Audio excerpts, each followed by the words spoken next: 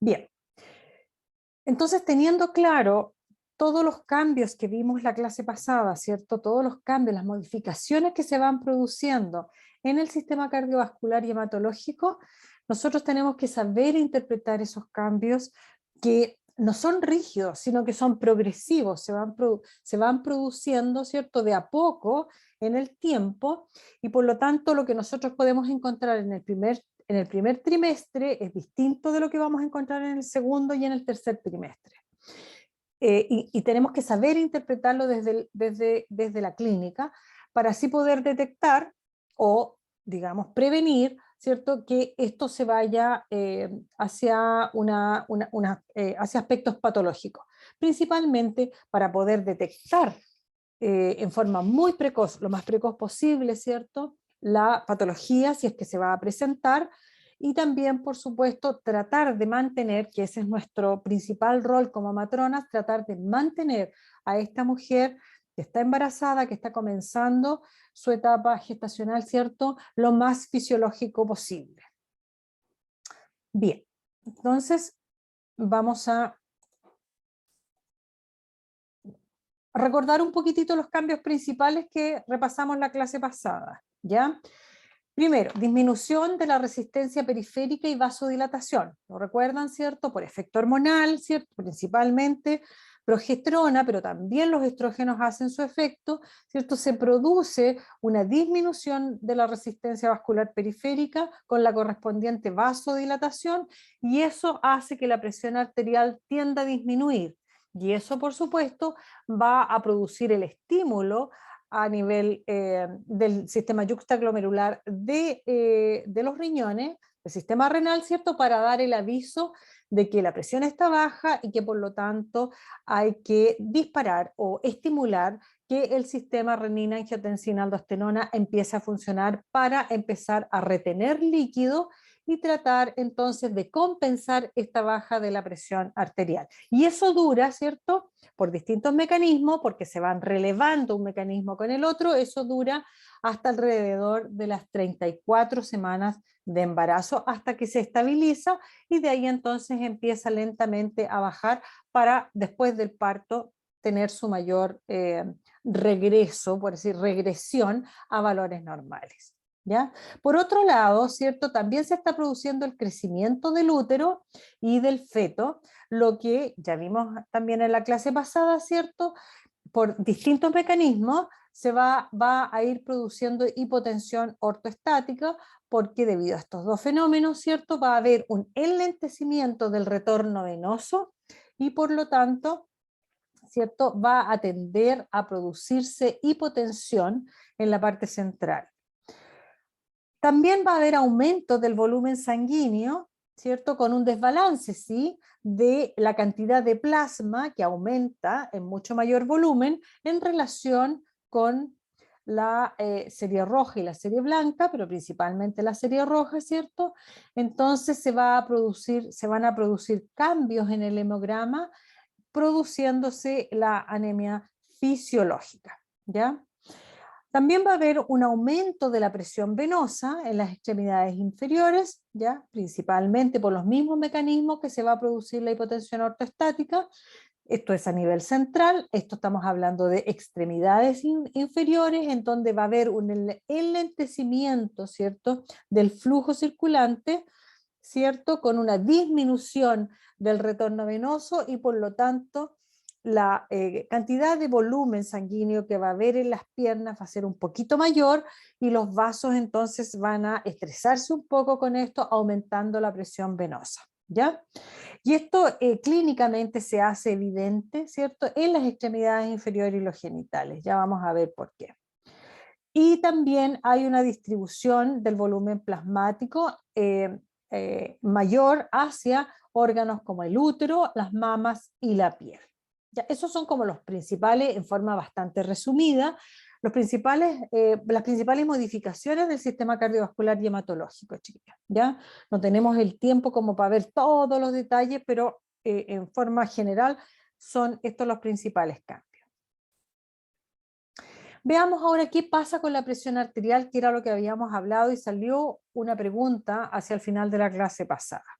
En general, ya, en general el volumen, perdón, la presión arterial durante la gestación tiende a disminuir desde el momento en que empiezan los cambios, pero se manifiestan un poquito más evidentes, ¿cierto? A partir de forma bastante precoz. Recuerden que los cambios, ya a las 6 semanas de embarazo, ya habían cambios, ¿cierto? Se estaban produciendo cambios importantes que venían desde, ¿cierto? Ya produciéndose, esto es como la evolución de los cambios que empezaban a producirse en forma muy leve, ¿cierto? Durante la segunda etapa del ciclo, y al no producirse la bajada de hormonas, producto de que había una concepción, ¿cierto? Estos cambios empiezan progresivamente a aumentar.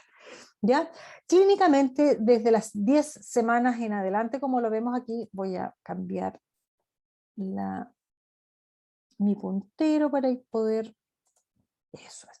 A partir de las 10 semanas en adelante ya comienza más o menos en forma evidente la baja de la presión arterial. Aquí los valores que están aquí son la presión arterial media, que eso es lo que significa MAP en inglés, ¿ya?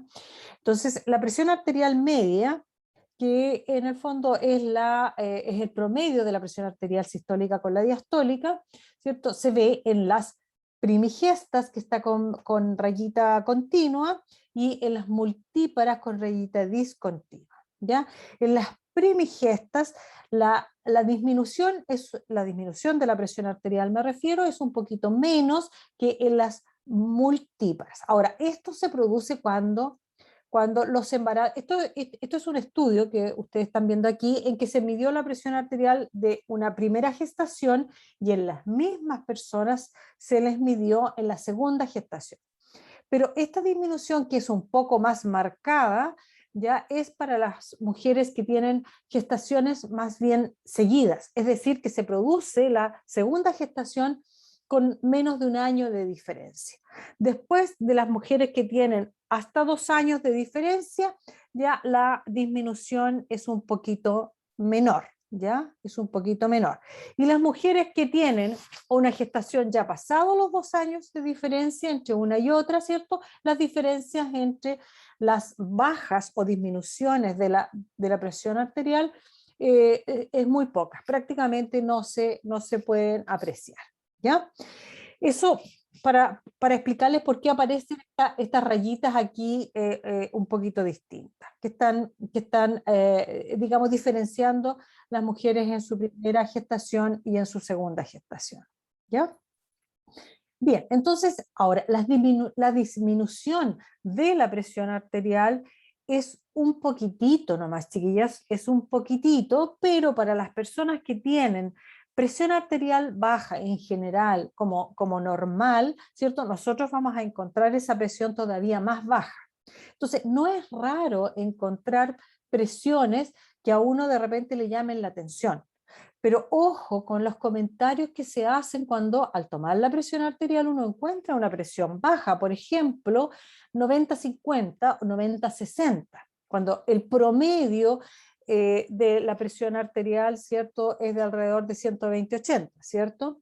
Pero es posible que haya mujeres con presiones, ¿cierto?, normalmente bajas, es decir, 160, 170 o 110-70, ¿ya? Eso es relativamente frecuente encontrarlo.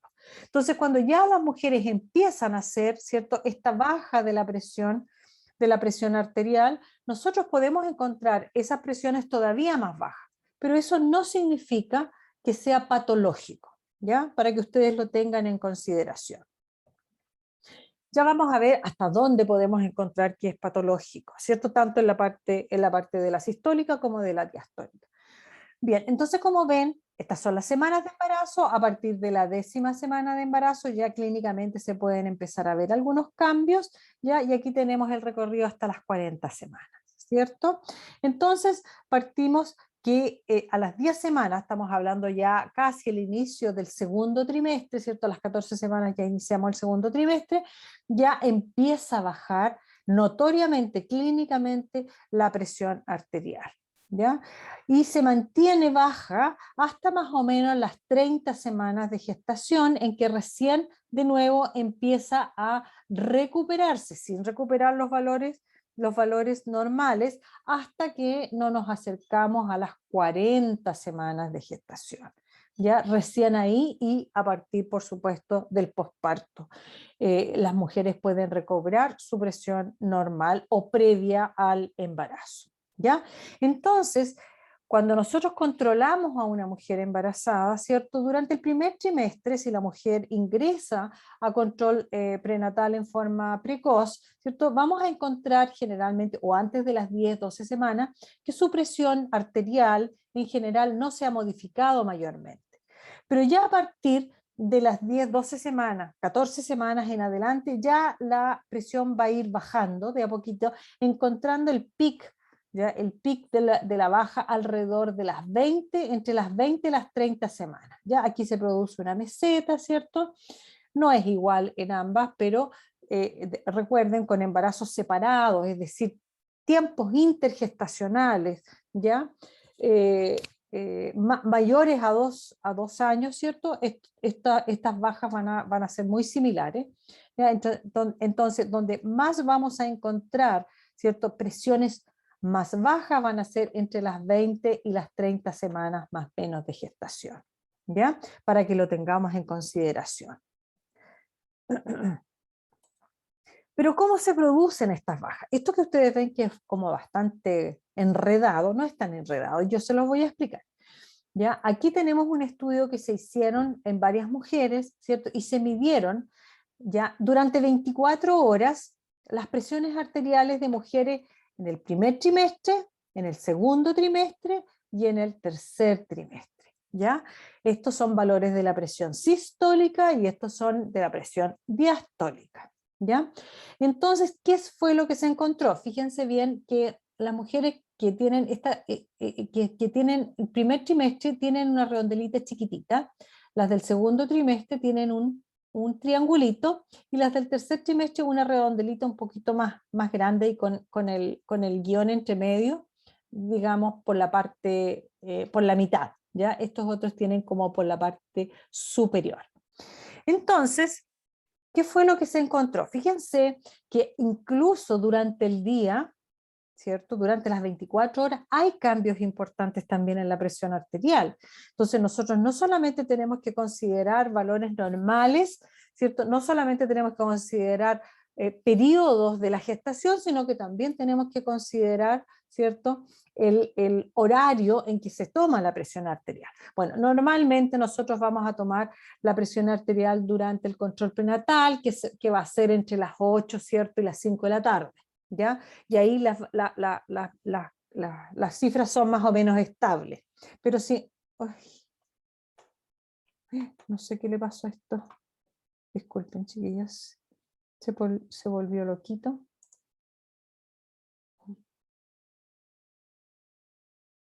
¿Qué pasó? ¿Por qué se me...?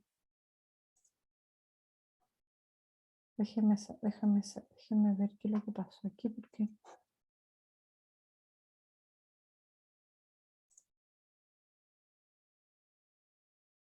se puso automático. Déjenme, voy a pausar un poquitito. Parece que se detuvo. Parece que le entró un virus a mi computadora. A ver.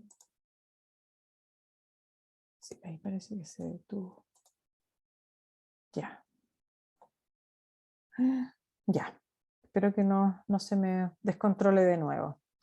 Bien, entonces, ¿qué es lo que significa esto? Fíjense, aquí están los horarios acá abajo, entre las 7 de la mañana de un día, ya partió el control, hasta las 6 de la mañana del día siguiente, ¿cierto? Aquí están los valores de la presión sistólica en este nado, ¿cierto? Y aquí lo que representan todas estas rayitas son las mediciones, ¿ya? De las mujeres. En la parte de abajo vamos a encontrar los valores que se encontraron en estas mujeres, ¿cierto? En el percentil 10, es decir, los valores más bajos que se midieron en las mujeres. Estos son como los valores medios, ¿ya? Y estos son los valores más altos, de las que tuvieron la presión sistólica más altas. Aquí no había ninguna persona de estas que tuviera alguna patología, chiquillas. No había hipertensión, no había preeclampsia, nada. Eran mujeres que estaban con un embarazo normal. ¿Ok? Entonces, entre las 8, si ustedes pueden apreciar, entre las 8 y alrededor de las 23, 22, 23 horas, es decir, más o menos la hora en que uno empieza a dormir o a acostarse ya bien, ¿cierto? Los valores son más o menos estables, quizás un poquito antes, como a las 9 por ahí, ya son más o menos estables, ¿cierto? Después, una vez que uno se acuesta, la presión tiende a bajar, ¿ya? En todos los ámbitos, es decir, tanto aquellas que tengan las presiones más bajas como aquellas que tengan las presiones más altas. Cuando yo hablo de presiones más altas, en este caso no estoy hablando de presión patológica, estoy diciendo que hay mujeres que por sus características, ¿cierto?, tienen un nivel de presión un poquito más alta sin caer en presiones patológicas, ¿ya? Entonces, así transcurre. Si nosotros tuviéramos a estas mujeres hospitalizadas, ¿cierto? Voy a cambiar de nuevo la opción del puntero. Si nosotros tuviéramos a estas mujeres hospitalizadas y las pudiéramos medir en la noche, ¿cierto? Mientras están durmiendo o mientras están en el descanso o en estas horas, ¿cierto? Vamos a tener bastante más bajas las presiones que lo que podemos controlar durante el día. Entonces, las presiones más bajas, sin salirse de lo normal, de aquellas mujeres que normalmente tienen presiones bajas, fíjense, pueden llegar incluso hasta aquí, ¿ya? Hasta aquí, en la noche, que pueden ser alrededor de 90, ¿cierto? Incluso un poquito más baja, aquí hay un control, ¿cierto? Que es alrededor de 80. Estamos hablando de presión sistólica, que normalmente son 120, recuerden. Entonces, nosotros normalmente podemos encontrar mujeres, ¿cierto?, que en horas de la noche, qué sé yo, podrían tener 90 de presión sistólica, ¿ya? Ahora, en lo más común es que durante el día esta presión sea un poquito más alta, pero tampoco tan alta, ya fíjense, en promedio podríamos decir, independientemente del trimestre de la gestación, es alrededor de 100, ¿cierto? En aquellas mujeres, vuelvo a insistir, que normalmente tienen presión más bien baja, ¿cierto? Pero no es infrecuente encontrar presiones bajo 100, es decir, entre 90 y 100, por ejemplo, alrededor de 95 también podemos encontrar, sobre todo ¿en qué trimestre? En el triangulito, ¿cierto? En el triangulito, y el triangulito es segundo trimestre, ¿cierto? Bien, en relación a la parte media, es decir, como en promedio lo que nosotros vamos a encontrar normalmente, va a ser alrededor, ¿cierto?, un poquito superior a los 110, es decir, entre 110 y 120 por aquí, más o menos, es decir, alrededor de unos 115, ¿cierto?, más o menos lo que nosotros vamos a encontrar más o menos normalmente como presión media, ¿ya? Aquí. También, si ustedes se fijan, quienes tienen en este grupo, los que normalmente tienen una presión promedio, quienes van a tener, ¿cierto?, las presiones más bajas en este tramo, ¿cierto?, van a ser aquellas que estén cursando el segundo trimestre, ¿cierto? Ahí tenemos los triangulitos. ¿Ya? Y siempre va a ser así, ¿ven? Ya sea en la noche, ¿cierto? Los triangulitos generalmente son los que tienen las presiones más bajas, que son el segundo trimestre, las embarazadas de segundo trimestre, ¿ya? Y normalmente aquellas que tienen una presión un poco más alta, sin caer en lo patológico nuevamente digo, ¿cierto? Nosotros podríamos encontrar entre 130 y 135, un poquito más bajo, 134, ¿cierto? La presión arterial aquí en algunas embarazadas. ¿En qué trimestre? Fíjense, redondelita bien completa, ¿ya? Redondelita bien completa, sería en el último trimestre, es decir, cuando las embarazadas ya comienzan a acercarse hacia el término de su gestación. Pero normalmente, en promedio, lo que nosotros vamos a encontrar en estas gestantes ya va a ser alrededor de 125, es decir, entre 120 y 130, ¿cierto? Más o menos el grupo se va a manejar alrededor de 125. Ya siempre las más bajas van a ser las que están en segundo trimestre y las más altas las que van a estar en tercer trimestre. ¿Ya? Entonces, normalmente, en resumen, nosotros podemos encontrar presiones sistólicas normales alrededor de 90 y 100, es decir, 90, 95, 100, sin problemas, ¿ya? Así como también entre 120 y 130, ¿ya? Sin problemas también. Diastólica ahora. La diastólica, todavía más baja, ¿cierto? Es nuestro tramo inferior de presión arterial.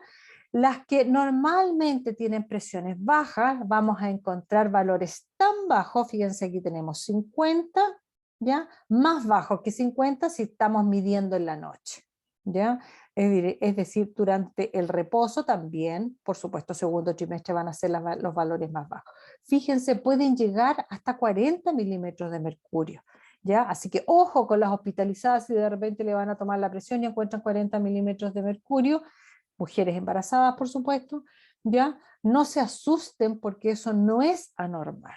Ahora, lo más frecuente es que ustedes las controlen, ¿cierto? En horarios hábiles, que va a ser entre las 8 y las 17, 18 horas, entonces van a encontrar aquellas mujeres que normalmente tengan la presión un poco más baja, ¿cierto? Alrededor de 55 y 60 milímetros de mercurio, que sería en este tramo.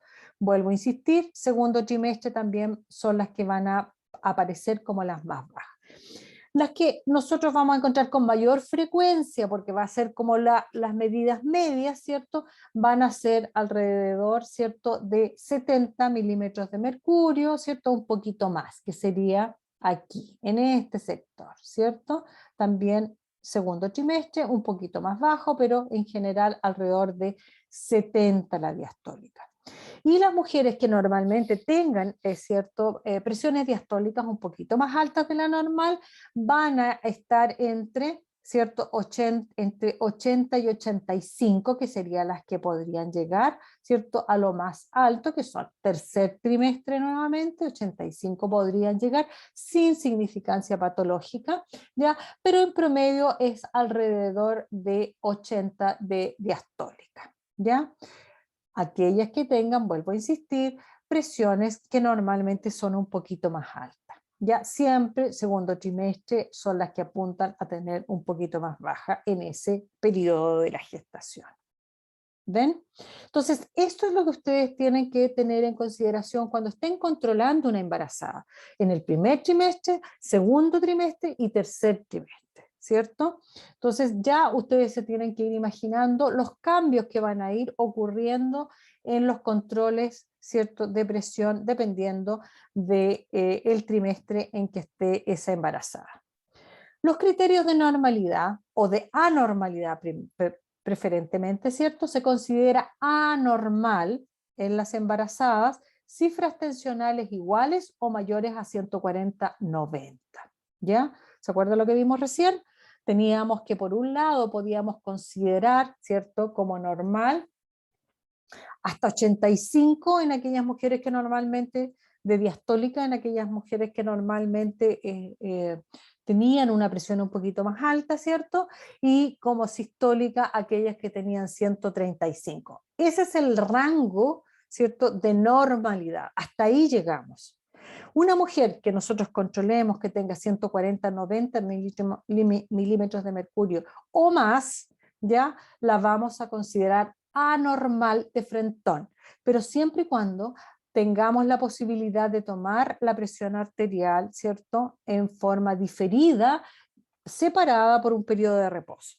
Claro, aquí dice 6 horas, eso sería lo ideal, ya, de reposo, pero en un consultorio, si ustedes en un centro de salud están controlando el embarazo y le controlan, ¿cierto?, esta presión a la señora y tiene 140-90, es muy difícil que ustedes dejen a la pobre señora sentada por 6 horas para el reposo, ¿cierto?, y controlarle la presión de nuevo. Entonces, pero sí hay que controlarle 2 veces la presión. Entonces hay que pedirle a la señora que haga reposo un rato, ojalá 1 hora, ¿cierto? Que no se mueva, que esté tranquilita, ¿ya? Para poder repetir la toma de presión arterial. Si se vuelve a repetir exactamente la misma presión o más, por supuesto ya tenemos que pensar en que esta presión no va a regresar a valores normales, ¿ya? Y tenemos que hacer una referencia de esa paciente, ¿cierto?, a un centro de salud de mayor complejidad, ya sea a nivel secundario o directamente si es mayor a 140/90 la presión, ¿cierto? Y hay más sintomatología, o es 140, ¿cierto? Pero la señora está muy sintomática, se hace directamente al servicio de urgencia del hospital más cercano. Que ustedes están en Temuco, por supuesto, el hospital regional o el hospital Hernán Enríquez Aravena. Las cifras tensionales límites que habíamos visto, ¿cierto?, que son 135/85, se van a considerar prehipertensivas, no hipertensivas todavía, pero se deja en observación porque está al límite, ¿cierto? Está al límite, está llegando al límite de la normalidad, por lo menos. Entonces tenemos que ver para dónde va la cosa, para dónde si esto se va a mantener, porque la señora tiene, digamos, normalmente la presión un poquito más alta, pero su organismo funciona así, esta presión va a tender a, ¿cierto?, a quedarse estable, ¿ya? Pero si ya empieza a aumentar, por supuesto, la cosa cambia y pasa a una cifra anormal y por lo tanto tenemos que referirla a un centro de mayor complejidad. Se considerará también, ojo con esto, signo de alarma, el aumento de la presión sistólica en 30 milímetros de mercurio o de 15 milímetros de mercurio en la presión diastólica, una o la otra o ambas, ojo con eso, ¿ya? Con respecto a cifras tensionales previas. Esto es bien importante, chiquillas, sobre todo, chiquillas y chiquillos, sobre todo en aquellas pacientes de presión previa baja, ¿ya? Porque una mujer que normalmente tenga una presión baja, ¿ya? Es decir, que tenga, por ejemplo, 90/50, 90/50, y empiece a aumentarle la presión arterial, ¿cierto? O 90/60 o 95/60, ¿cierto? Empieza a aumentar la presión arterial. Si ustedes le suman al 90, le suman 30 milímetros de mercurio, esa mujer con una alza tensional de la sistólica en 30 milímetros de mercurio va a quedar ¿con cuánto?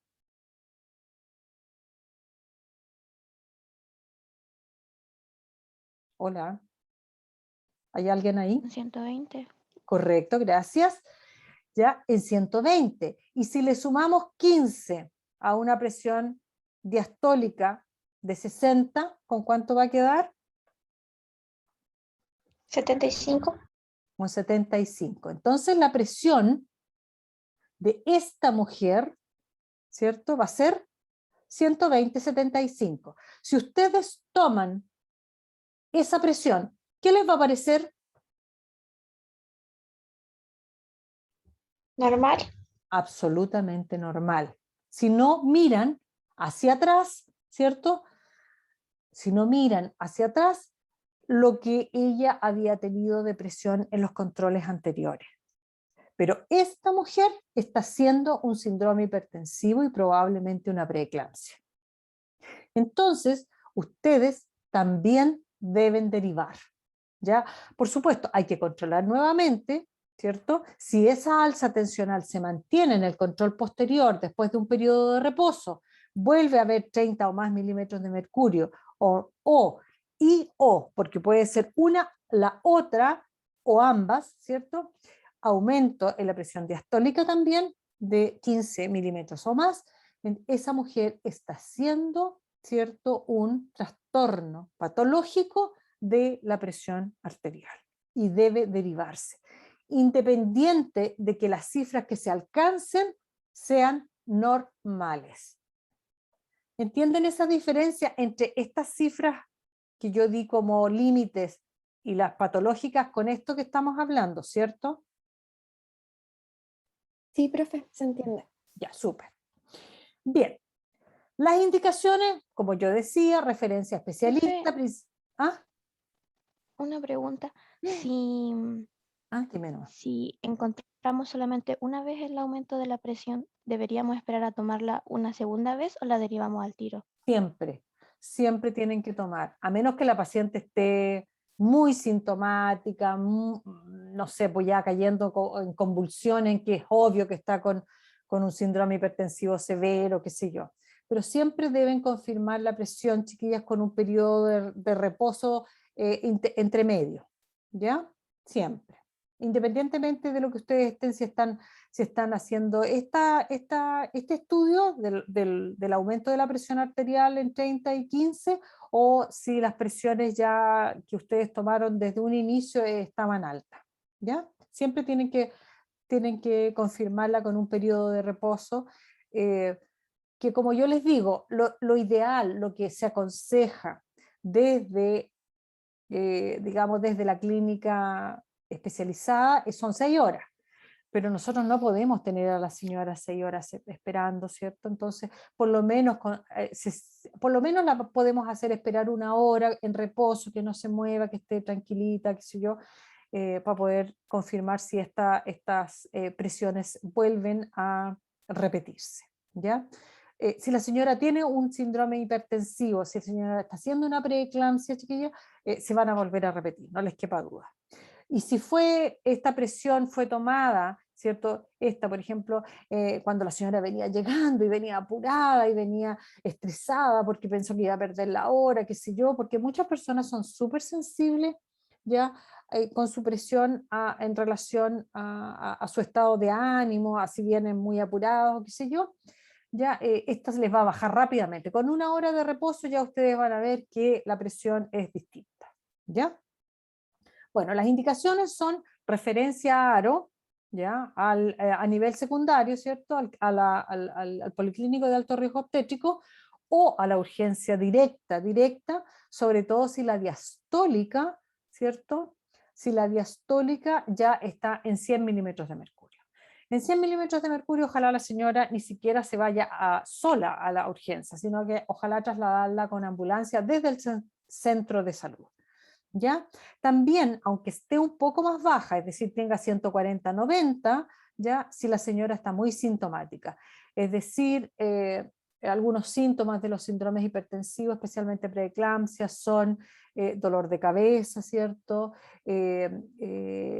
Tinnitus, que son como pititos en los oídos, ¿cierto? Escotoma centellante, si es que ella ve como una lucecita ya en los ojos. Eso es muy decidor de que la señora, a pesar de que no tenga 100 milímetros de mercurio, podría estar perfectamente haciendo un síndrome hipertensivo, ¿cierto? Con valores un poco más bajos, y un síndrome hipertensivo severo, ¿cierto? Con valores un poco más bajos, porque ella normalmente tiene una presión baja, ¿ya?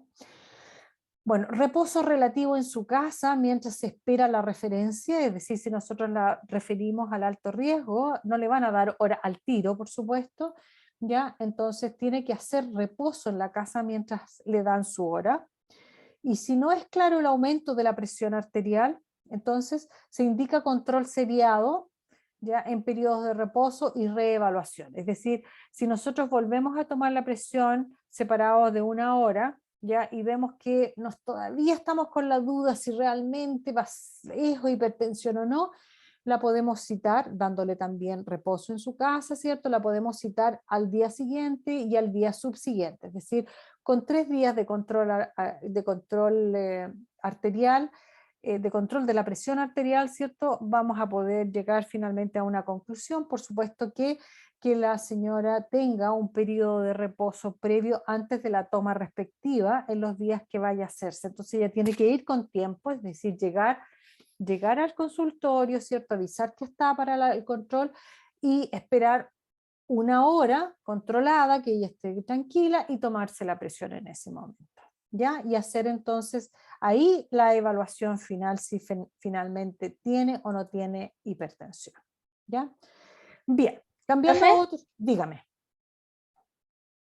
con reposo relativo, ¿se refiere como que no vaya a trabajar y esté en la casa solamente Claro, o eso sería como absoluto? claro, la idea es que ella, si está o sea, si ella tiene trabajo, si está trabajando, ¿cierto? Si tiene trabajo y no trabaja solo en la casa entre comillas, porque es harto trabajo igual, pero si ella tiene un trabajo fuera de la casa, lo ideal sería que ella estuviera un par de días con licencia. Ahora, para eso nosotros tendríamos que ver la posibilidad de pedirle una licencia cortita con el médico del centro de salud. Si eso no es posible o nos cabe la duda y le preguntamos a ella también el tipo de trabajo que ella tiene.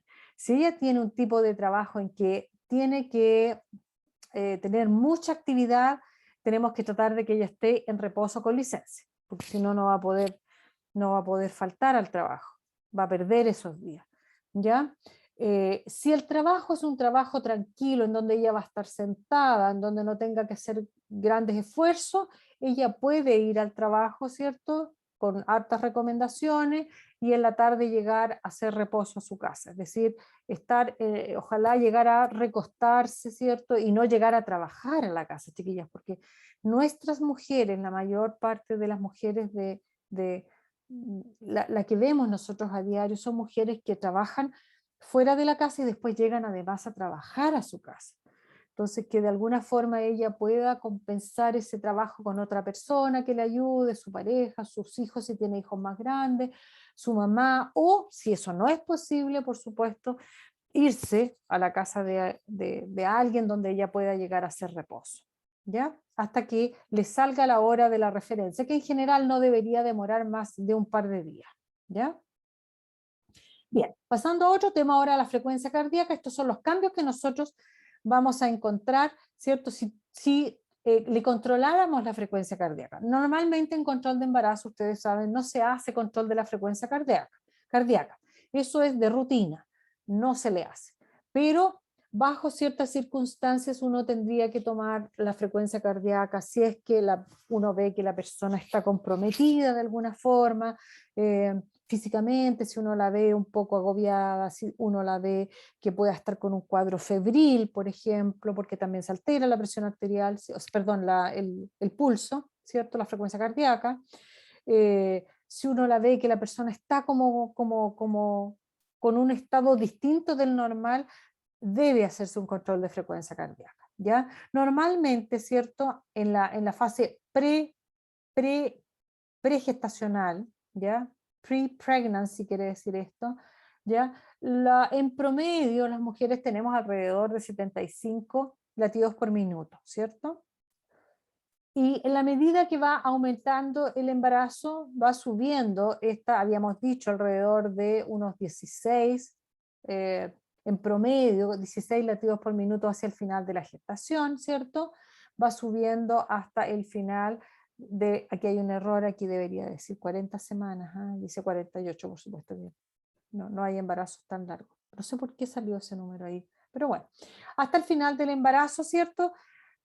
Teniendo en las 40 semanas en los mayores rangos de elevación de la frecuencia cardíaca, pudiendo llegar a 85, ¿cierto? 87 latidos por minuto, más o menos, ¿sí? Y de ahí inmediatamente en la fase postnatal, ¿cierto? Baja a los valores normales, ¿ya? Tendiendo a normalizarse rápidamente.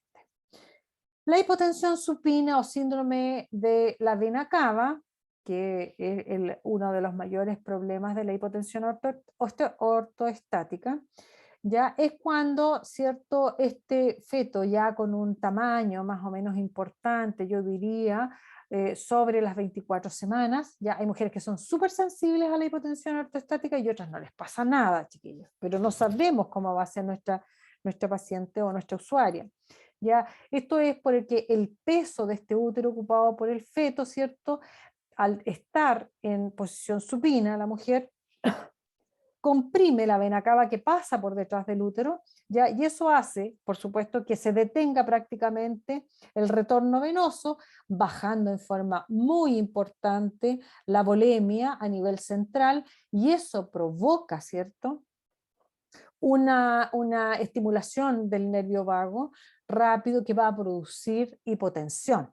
ya va a producir como reacción una hipotensión importante, ya, porque la presión que se va a producir en las extremidades inferiores va a ser muy grande, ya más grande con respecto a la hipotensión que se produce un poco más lenta en la parte central. Entonces el organismo va a avisar de que hay hipertensión, de que hay una hipertensión y que debe haber una vasodilatación para disminuir esta hipertensión que hay en las extremidades inferiores, ¿cierto? Entonces se va a producir una vasodilatación que va a provocar, ¿cierto?, una baja de la presión arterial por un momento, y esto es más o menos rápido, pero como aquí no está llegando, el retorno venoso no está siendo eficiente, ¿cierto? La presión va a bajar en forma importante desde, digamos, la parte superior del organismo hacia el cerebro, y eso va a provocar lo que se denomina el síndrome,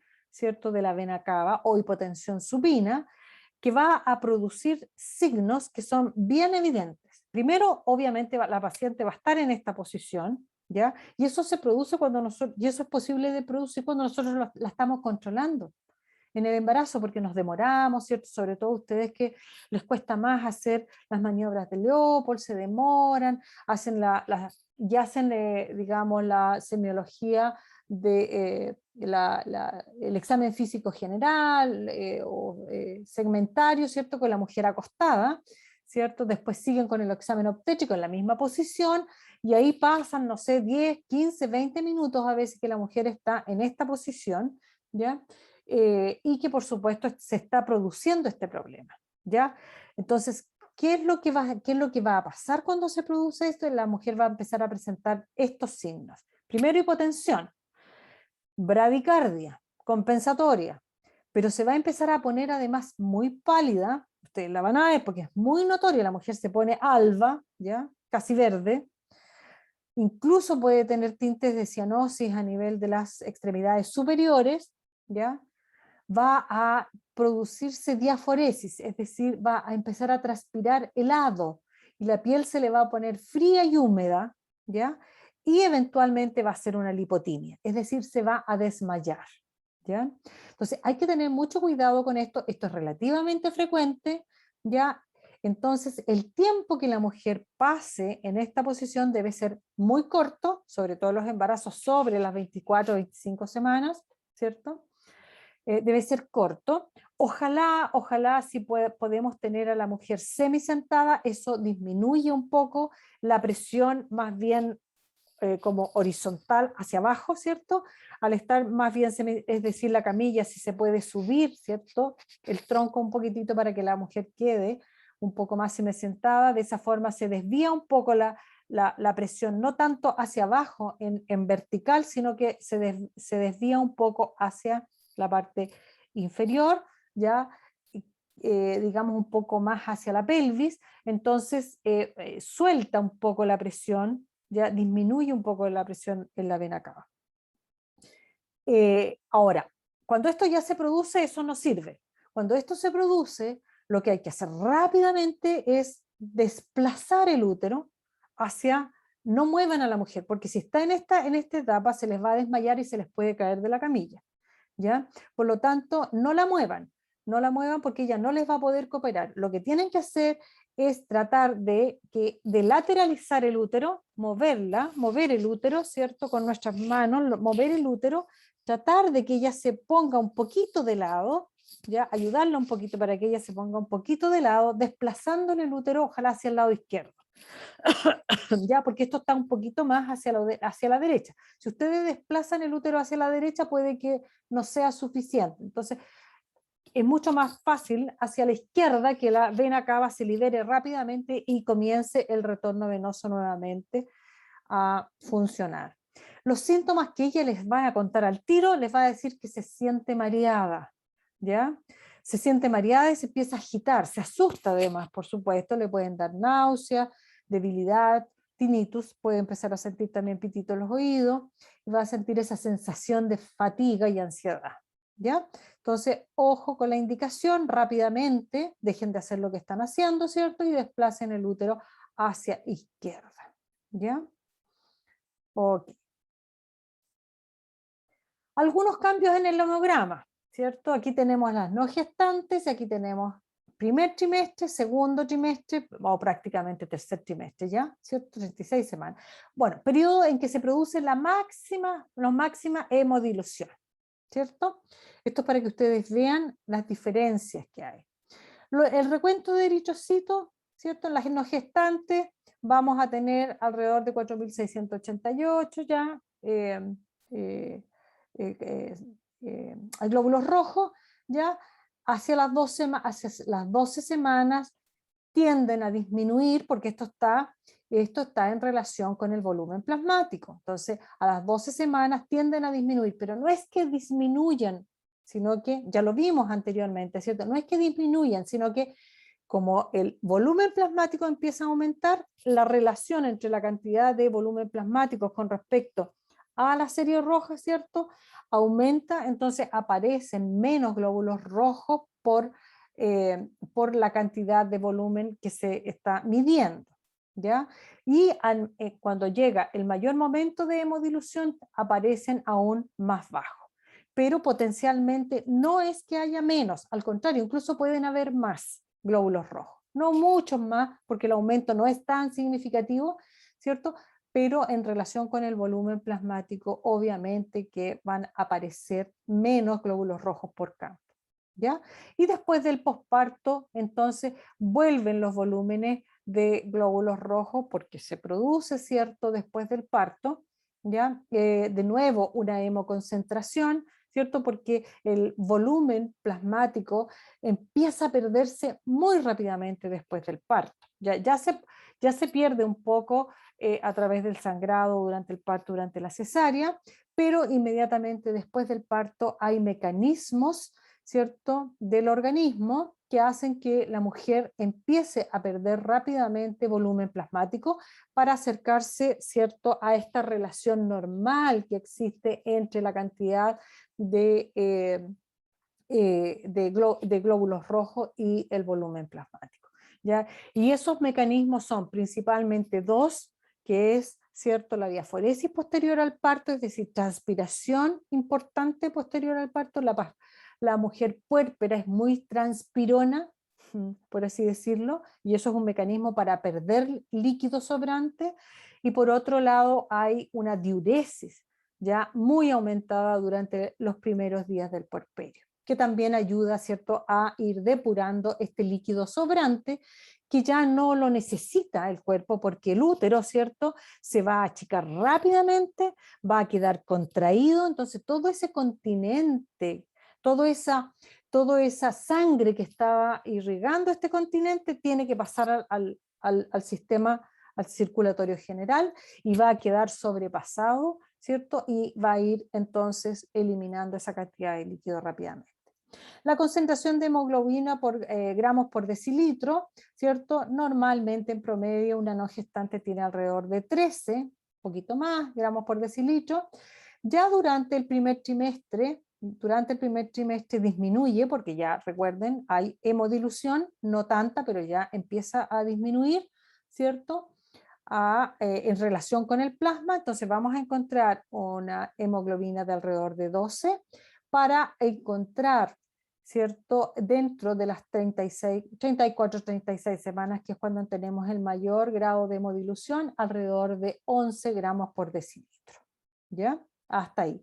Hasta ahí en promedio sería lo normal en mujeres que no se les hace nada. Estas son mujeres que no tienen ningún tipo de intervención, que no se les ha dado fierro durante el embarazo, nada para compensar estos cambios, ¿ya? Por lo tanto, normalmente una mujer puede estar con valores de 11 gramos por decilitro de hemoglobina sin que esto sea considerado una anemia, ¿ya? Una anemia patológica, a eso me refiero, porque recuerden que a esto se le denomina anemia fisiológica, ¿ya? Posparto rápidamente entonces empieza nuevamente a hemoconcentrarse, porque se pierde el líquido. El hematocrito, los valores normales, ¿cierto?, van a estar alrededor de 39-40 en una mujer no embarazada, para empezar rápidamente en el primer trimestre ya a disminuir a 35, normalmente podemos encontrar, ¿cierto?, 35% hematocrito, ya para bajar al periodo de mayor hemodilución posteriormente a 33%, alrededor de 33%, ¿cierto? En el periodo, normalmente en el periodo de mayor hemodilución, para posparto después volver a empezar a hemoconcentrarse. Ahora, este valor de 33% de hematocrito, chiquilla, ya es normal a las 34, 36 semanas de gestación, porque es lo que se va a alcanzar.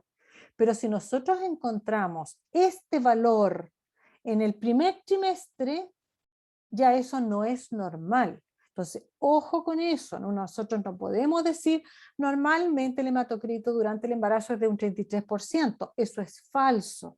El 33% de hematocrito es normal en el periodo de mayor hemodilución, es decir, es alrededor de las 34-36 semanas, no antes, ¿ya? Por lo tanto, si nosotros encontramos 33% de hematocrito en el primer trimestre, esta mujer tiene una anemia patológica en el primer trimestre. Y hay que intervenir, es decir, hay que tratarla para que ella suba ese hematocrito, porque ese hematocrito, si nosotros lo dejamos evolucionar un 33% aquí, en el primer trimestre, ¿cierto?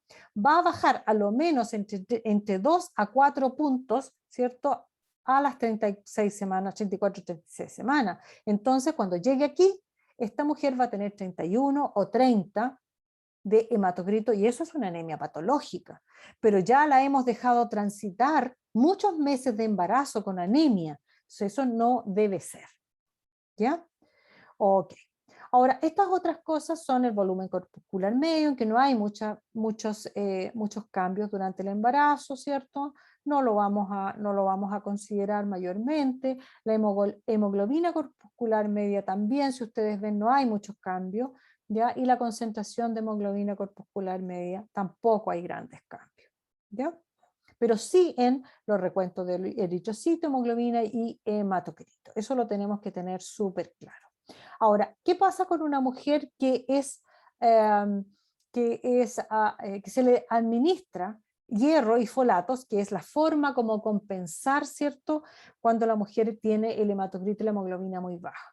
Hay que compensar, ¿cierto? Con hierro externo, es decir, las mujeres tienen que tomar fierro, ¿cierto? En forma medicamentosa y también ácido fólico, ¿ya? Ojalá lo más precozmente posible cuando se detecte que estén bajo los niveles de hematocrito. Entonces, ¿qué es lo que pasa cuando nosotros suplementamos entonces con fierro y folatos? Que esto no debe ser de rutina para todas las mujeres, no, sino que son para aquellas mujeres que ustedes detecten, ¿cierto? Que están como en el límite más bajo, ¿cierto? Durante el primer trimestre y que probablemente, además, si ustedes conversan con ella, interrogan en relación a su alimentación, ella no tiene, ¿cierto? Muchas posibilidades de tener una alimentación rica en fierro, porque ustedes saben también, o lo van a ver, ¿cierto? Que los alimentos más ricos en fierro de alto valor es la carne, las carnes rojas, ¿ya? Las carnes rojas son carísimas y hay mucha gente que no tiene acceso a comer carnes rojas todos los días o varias veces a la semana, ¿cierto? Entonces, esas mujeres y que además tienen el hematocrito un poquito límite o está francamente bajo, por supuesto que tienen que ser suplementadas. Pero las mujeres que tienen un buen hematocrito, ¿ya? Un buen hematocrito, que además se alimentan bien, ¿cierto? No es necesario suplementarlas a todas por igual. El hecho de tomar fierro, sobre todo, produce ciertos problemas en las mujeres, ya produce constipación, puede producir también irritación gástrica, ya que no es muy agradable, entonces si no es necesario, no debe suplementarse en forma de rutina. Bien, los folatos es otra cosa, porque además de ayudar, los folatos además de ayudar a mejorar el hematocrito y la hemoglobina, ¿cierto? Los folatos deberían venir, y eso sí se hace a todas las mujeres de rutina, ya de suplementar con ácido fólico, ojalá en forma pregestacional, ¿cierto? Para las mujeres que están planificando un embarazo, ojalá empiecen a llenar sus reservas de ácido fólico, porque se ha visto que es un excelente medicamento y es una excelente intervención para prevenir ciertas malformaciones del tubo neural, ¿ya? Entonces, el ácido fólico en general, si la mujer ha empezado su embarazo en forma controlada, en forma precoz, o viene desde la visita preconcepcional, esa mujer debería estar tomando ácido fólico hasta por lo menos pasadas las 12 semanas, ¿ya? De embarazo. 12, 16 semanas. Bien, las mujeres entonces que son suplementadas, vamos a ver que las disminuciones no son tan importantes. En las no gestantes, ¿cierto? Las tenemos aquí, a las 12 semanas hay una baja, ¿ya? Hay una pequeña baja de las cifras pregestacionales, pero aquí debería empezarse entonces a suplementar y ustedes ven que a las 36 semanas, a pesar de haberse formado, ¿cierto? La mayor hemodilución, la disminución es prácticamente nula. La concentración de hemoglobina lo mismo, igual en el primer trimestre baja, ¿cierto? Normalmente, ¿ya? Pero si suplementamos esto se mantiene, ¿ya? Hacia el tercer trimestre. El hematocrito lo mismo, hay una baja en el primer trimestre porque esto es obligado, o sea, nosotros no vamos a detectar esta baja, ¿cierto? Hasta no haberle hecho el control. 35, entonces si suplementamos, porque yo diría, o sea, yo diría que si una mujer tiene 35% de hematocrito, ya está como en el límite de la baja. Entonces, a partir de 35 o menos en el primer trimestre, yo suplementaría efectivamente para evitar que baje al mínimo, ¿cierto?, a las 36 semanas. ¿Ya? Pero si la mujer a las 12 semanas o dentro de las 12 semanas tiene 36, 37% de hematocrito, no es necesario suplementar porque va a llegar a valores absolutamente normales a las 36 semanas y posterior al parto va a recuperarse rápidamente. ¿Ya? En las otras aspectos, bueno, ustedes van a ver que no es tanto lo que se modifica entre el primer y segundo trimestre, ¿ya? Y no es necesario evaluar esta parte tampoco. Bien, vamos a seguir. Como ando en el tiempo, hoy ya estamos pasados, ya nos vamos a tratar de terminar luego. Bien, aquí hay algunos valores, yo les voy a dejar esta clase también que ustedes van a ver entre las no gestantes y gestantes, no vamos a entrar en mayores detalles, pero aquí qué es lo que pasa con los leucocitos, qué pasa con la cuenta plaquetaria, el fibrinógeno y los elementos de la coagulación para que ustedes lo vean. También hay diferencias entre la no gestante y la gestante por diferentes razones. ¿Ya? Principalmente la cuenta leucocitaria, en vez de disminuir, empieza a aumentar. ¿Ya? Y eso se produce una leucocitosis fisiológica, aumenta su máximo, este aumento, ¿ya? Porque los leucocitos sí aumentan, a diferencia de los glóbulos rojos, ¿cierto? Para preparar inmunológicamente más bien a la madre para el momento del parto y posterior al parto. ¿Ya? A eso se debe, ¿cierto?, el aumento de la cuenta de los leucocitos. ¿Ya? En relación a la cuenta plaquetaria, hay un leve descenso porque también esto se produce una hemodilución, por lo tanto hay un leve descenso que no debe ser bajo 100.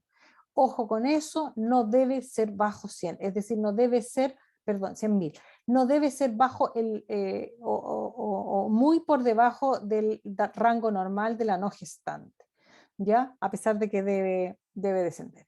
En el fibrinógeno hay un aumento porque el cuerpo se está preparando igual con alguno de los elementos de la coagulación, ¿cierto? El cuerpo empieza a preparar, ¿cierto?, para combatir la herida placentaria, para lograr una buena coagulación en ese periodo. Bien, el aumento de la presión venosa nos va a dar otros signos y síntomas de la presión venosa en las extremidades inferiores. Hay aparición, aumento de las varices en las extremidades inferiores, ¿ya? Y en la vulva, ¿ya? Y también hay desarrollo de hemorroides. Eso va a ser bastante frecuente. También va a aparecer el edema malleolar, generalmente es discreto, ¿ya? Hacia el final del embarazo. este edema, que es fisiológico, ya debe ceder, debe pasar con el reposo. Cuando el edema no pasa con el reposo, hay que evaluar si no se debe a que no sea un signo patológico, ¿ya? Las indicaciones son referir a especialistas si el problema es muy severo, sobre todo las varices, si son muy grandes, ya hay que evaluar, poder mandarla a un especialista. Hay que hacer un control estricto del aumento de peso, porque cuando hay mucho aumento de peso, por supuesto, esto se aumenta todavía más, ¿ya? Recomendar a la madre el reposo nocturno en Trendelenburg, es decir, con las piernas un poquitito, digo 15 grados, ¿ya? Que le ponga por debajo del colchón, ya nunca almohadilla bajo la rodilla, debajo del colchón, que le aumente un poquito, ¿cierto? El grado ahí de los pies para que queden un poquito más altas y faciliten el retorno venoso, sobre todo en las embarazadas, ya que están en el tercer trimestre. En general, hacer un reposo en decúbito lateral izquierdo, ojalá, ¿cierto? Sobre el miembro más sano, dice, esto se refiere principalmente al miembro que tenga más varices, ¿ya? Para mejorar el retorno venoso igual. Se recomienda, ¿cierto?, el uso de soporte elástico en las piernas, ya sobre todo en el último trimestre, vendas o medias, pero tienen que saber ponérselas muy bien. ¿Ya? No pueden ser así compresivas por parte nomás, sino que tienen que ser a nivel de toda la pierna. Ojalá se pueda hacer un reposo periódico durante el día por unos 30 minutos en decúbito lateral para favorecer, ¿cierto?, el retorno venoso. ¿Ya? Ojalá unos 30 minutos en la tarde, a media mañana, y después en la tarde también a media tarde. ¿Ya? Ejercicios no bruscos con las piernas, como caminatas, bicicleta y gimnasia, también en el lugar, no salir a andar en bicicleta, ¿ya? Por el peligro que conlleva. No es que le vaya a hacer mal andar en bicicleta, pero se puede caer o puede, no sé, a eso me refiero, ¿ya? En el lugar, al hacer ejercicio con las piernas, aumenta el retorno venoso, porque el mismo músculo ayuda, ¿cierto?, a que esta sangre pueda fluir en forma más fácil, ¿ya? Y se renueve. Evitar el sedentarismo, evitar estar sentada o parada demasiado rato, ¿ya? Y utilizar vendas durante el parto y ejercicios pasivos en el puerperio. Recuerden que el puerperio, ya lo vimos anteriormente, hay aumento de la coagulación. En general están aumentados los elementos de la coagulación. Si el problema de las varices son importantes, ¿cierto? Pueden producirse con mucha facilidad trombos, ¿ya? Y eso es peligroso, por supuesto, para la madre, ¿ya? Algunas fotitos de las cosas que pueden pasar, ¿cierto? Podemos encontrar varices importantes a nivel vulvar, son muy dolorosas, son muy molestas, pudieran incluso entorpecer, si son muy grandes esto, el canal del parto, no tanto por el canal, sino que por el daño que pudiera producirse durante la salida y expulsión del feto, sobre todo la cabeza, ¿ya? Varices, ¿cierto?, a nivel de las piernas, extremidades inferiores, y hemorroides, ¿ya? Bastante frecuente también como problema durante la gestación. Perdón, se me fue por el... Ya, edema, ya, el signo de Godet, ya tenemos que verlo, ¿cierto? Generalmente el edema es de pies y tobillos, ya, pero puede producirse desde las piernas un poquito más arriba, ya. Siempre este edema, que es fisiológico hacia el final de la gestación, debe ceder con el reposo. Si es un edema rebelde, que no cede con el reposo, ojo, porque hay que ver que no se trate de un síndrome hipertensivo, ¿ya? Las precauciones, entonces, lo mismo que yo les contaba, hay que chequear con la usuaria si cede con el reposo, siempre se debe evaluar, ¿cierto? Este edema, si se relaciona con otros signos, por ejemplo, ¿cierto?, que empiece a aumentar mucho el peso, que haya inestabilidad de la presión arterial con tendencia al aumento, se produzca el signo del anillo, que la señora les diga que se tuvo que sacar todos los anillos porque ya los anillos, o no se pueda sacar definitivamente el anillo, ¿cierto? Las cefaleas que pueden haber en forma ocasional, ¿ya? Y si hay concurrencia de signos, pero no hay aumento franco de la presión arterial, hay que de todas maneras solicitar un estudio de la proteinuria. La proteinuria es un problema que se produce en la preeclampsia porque pudiera estar empezando un síndrome de ese tipo, ¿ya? Y todavía, porque todo el edema comienza antes de que nosotros seamos capaces de detectar alzas importantes de la presión arterial. Entonces, puede ya estar habiendo algún daño renal y manifestándose a través de la excreción de proteínas.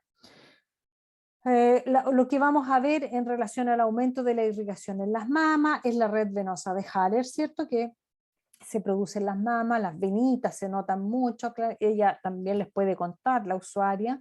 Otra cosa que es muy normal es esto que se llama eritema palmoplantar, ya en que la planta de los pies y la palma de las manos se pone como bien rojita, ¿ya? Cosa que a la paciente le puede o a la usuaria le puede llamar la atención y les puede preguntar a ustedes que por qué les está pasando eso, ¿ya? Eso es por aumento, ¿cierto?, de la irrigación. Bien, evaluar semiológicamente los signos y síntomas fisiológicos requiere nuevamente esto de un respaldo teórico importante, por lo tanto hay que estudiar, ¿cierto? Hay que saber lo que está ocurriendo fisiológicamente para que podamos interpretar estos signos signos y síntomas para saber si son normales o no, o la paciente está empezando a presentar algún tipo de patología, y lo antes posible para poder, ¿cierto?, intervenir o referirla o hacer lo que sea necesario para evitar que el mal sea peor, ¿ya? Bien, voy a dejar de compartir y espero, si es que hay alguna consulta, me anduve pasando un poquitito de tiempo, pero también tuve que esperar un poquito antes de partir.